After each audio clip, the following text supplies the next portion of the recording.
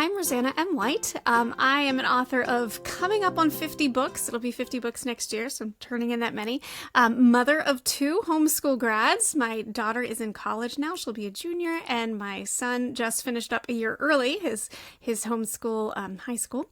I've been married since 2001, and writing has kind of been my world since I was a kid. So I am all things book industry. My husband and I run a small press. I do cover design. Basically, if it has to do with the book world, that's my world. So I am books all the way. So the Island Bookshop is mostly a contemporary romance, but it does have a historical thread in there too, so we have a little bit of the dual time thing going on. So it's set in one of my favorite places in the world, which is Avon, North Carolina, in the Outer Banks, and it's focused around two old friends. They've been best friends their whole lives. We got Kennedy and we've got Wes, but they have had some issues come up. So Kennedy has always been in love with Wes and trying not to be in love with Wes because Wes was in love with her best friend. So this is the story of her coming home again when she doesn't want to, but she has to in order to support her family. And she can't not see Wes because he lives right next door.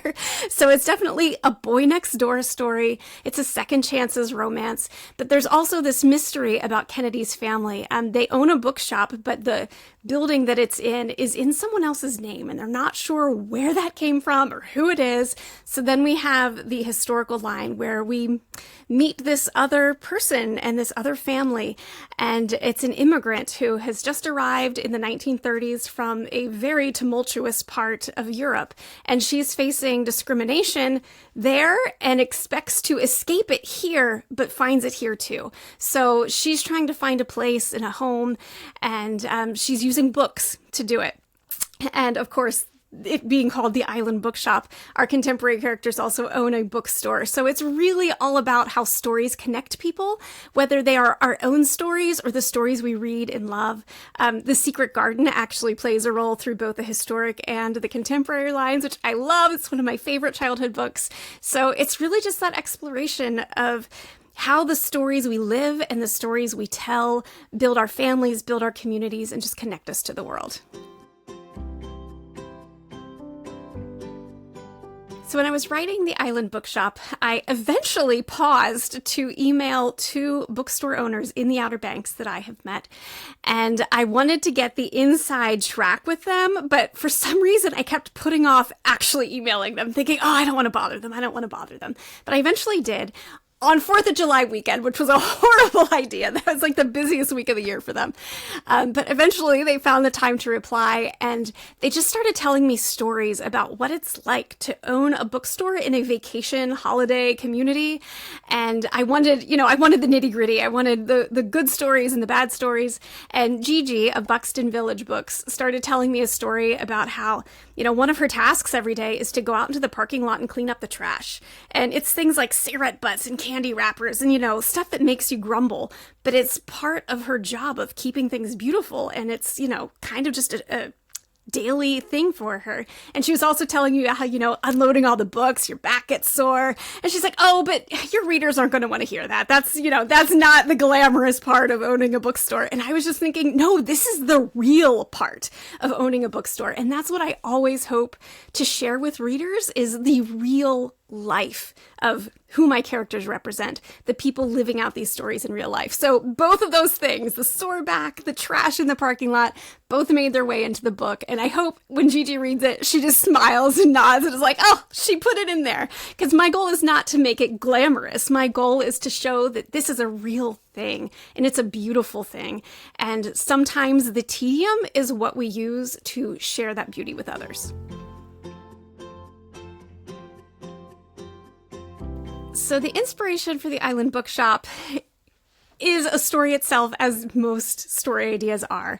My editors at Guideposts actually reached out and asked if I would consider writing a beach book, but that's pretty much the extent of the guidance they gave me. Write a beach book!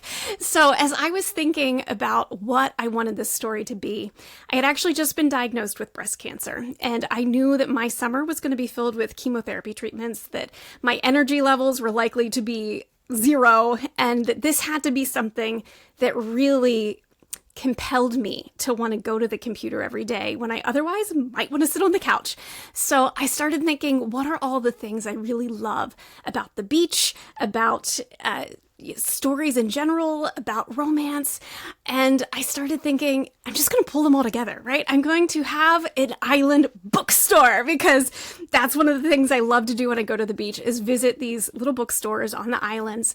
And books are, of course, one of my favorite things in the world. So I wanted to focus on books. And I thought, you know what? I'm going to have a character with a fantastic bookish career going on that she doesn't want to leave. So I started thinking, what are some of the coolest things that you can do with books?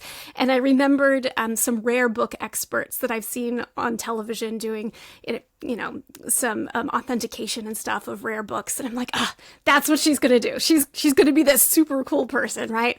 And so then I thought, you know what? I love a second chance romance. So I'm going to put that in there. I'm going to set it in the place I love best in the Outer Banks, Avon.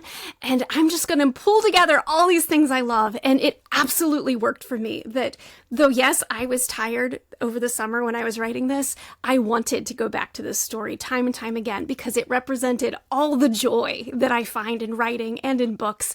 And it was really a bright spot in a time that could have been pretty dark. And though there were times where the writing was rough and I went back later and read it and was like, oh my goodness, Roseanna, that was horrible, it was still a story that pulled me through. And I had so much fun writing this book. I'm one of those people that I love the scenes that torment my poor characters. So there are a couple scenes where I'm going to be vague so I don't give away the big turning points. But there's a moonlight beach scene, which I love. The beach at night, taking a walk after dark is just so amazing. So I have my characters down on the beach and it's dark and it had been a really great day. But this is the scene where the secrets come out, and particularly secrets that the hero just learns, but that the heroine had always known. So he's also angry with her for never telling him these things, and her own secret comes spilling out too. So it was just so much fun to put them there and finally bring out all these things that have been working through the whole book and see what they do with it. Like, I'm a character-driven writer, so for me, it's all about what the characters do in the moment and how they react. And often I feel like I'm just along, like peeping in, watching them, right? I don't always know how they're going to respond exactly. I think I do. And then they have a mind of their own. So it was so awesome to see how these characters are reacting and digging in and responding to accusations from each other. And so that's in the contemporary line. And then in the historical line, there's also this scene where everything comes to a head. So my character has been using books to teach kids, and there are some opponents in the little village who are not in favor of this, and it looks like they're just going to shut her down. Everything's going to stop. She doesn't know where she's going to be after this. And then news arrives that just changes everything. And so this is a devastating moment for most of the characters in the historical line, but it's also what sets the stage for beauty to come from the ashes and for the future that we have gotten a glimpse of in the contemporary line to find its way into the historical line. And so it was an ending in a lot of ways for her, for Anna, but it was also the beginning of the story we know played out. And I just loved writing that scene and putting her through it. It sounds horrible, but because I knew where God was going to lead her. And it was so awesome to just get to play that out and, again, see what the characters are going to do with it. Inspiring Christian fiction is so important because life is hard. The world is not always a beautiful place, but we know that there is the ultimate beauty in this world that has been here from the dawn of time, that sacrificed his own son for us. And we know that hope, but we need to see that hope, and we need to see it play out, not just in the world around us, but in potential and in possibility. So when we read fiction that reminds us of God's presence in our life, it reminds us to look for it in the reality, right? And it just draws us forward and helps us to get into the minds and hearts of other people who are different from us, people we might not understand when we meet them on the street.